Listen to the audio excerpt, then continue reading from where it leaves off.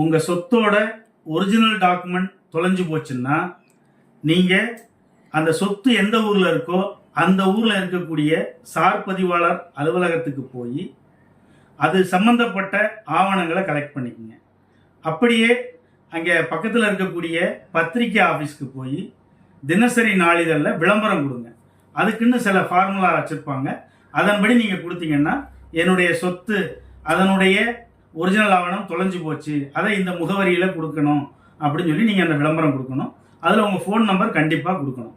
இது கொடுத்த 30 நாளைக்குள்ள பக்கத்தில் இருக்கக்கூடிய காவல் நிலையத்துக்கு போய் ஒரு புகாரை இணைச்சி இந்த டாக்குமெண்ட்டெல்லாம் இணைச்சி கொடுத்துட்டீங்க அப்படின்னா அவங்க உடனடியாக உங்களுக்கு ஒரு சிஎஸ்ஆர் ரசீது போட்டு தருவாங்க.